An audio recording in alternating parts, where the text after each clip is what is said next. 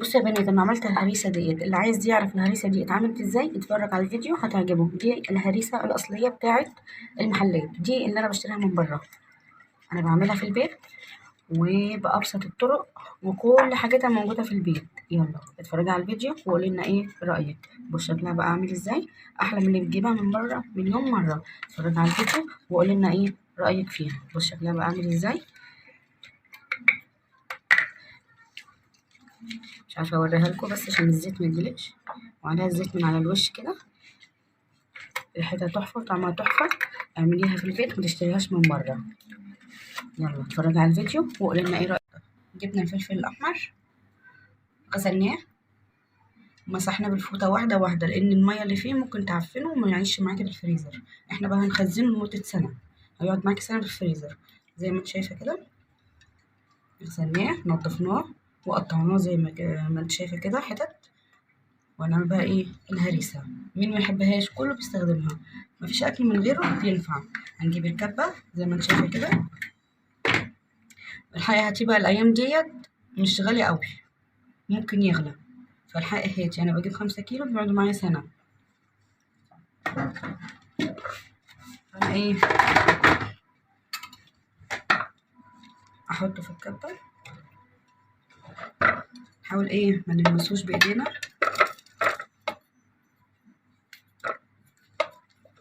هنحطه كده في الكبة، وهقولك إيه هنحط عليه حاجات تحفظهولك لسنة. بصوا كده، ونعملهم على مرتين عشان يتفرموا.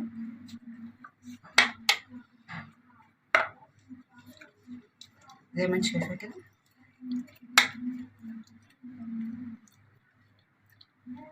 خلي دي المرة التانية. أنا هنا بحطله ملح، والمكون اللي معانا اللي بيحفظه كمان وبيحفظ أي حاجة انت بتشيلها شوية السكر. هنضربه. دي احسن طريقه تحفظي بيها، وده الطريقه اللي احنا بنجيب منها بره كده برضه. يعني البرطمانات اللي انت بتجيبيها من بره بتبقى نفس الطريقه ديت معموله.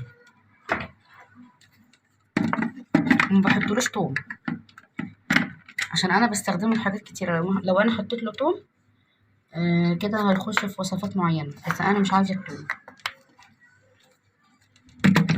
بحط له التوم بقى لما تحتاجي.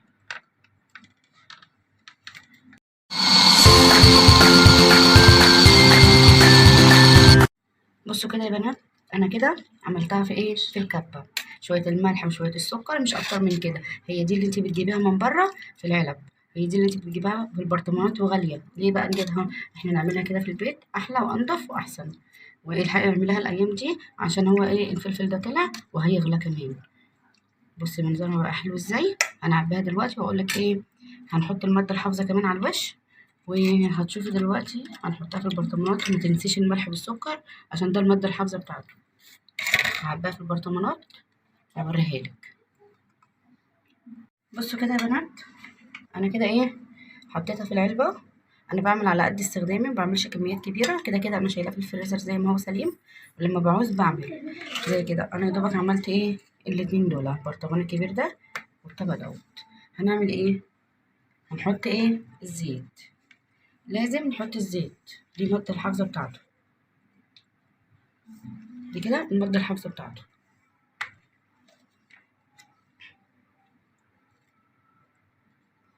شويه يبقى عشان تحفظيها.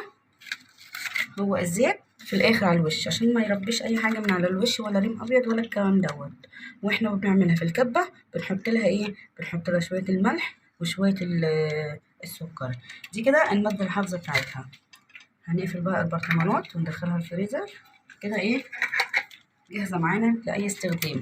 انا بقى ما بحطش توم. انا لو حطيت لها توم يبقى استخداماتها قليله معايا. انا بقى ما بحطلهاش توم عشان اعرف استخدمها في اي اكل. بصوا شكلها كده معانا زي الفل. وعلى وش بتاعها اهو الزيت اهوت. البرطمان التاني اهوت.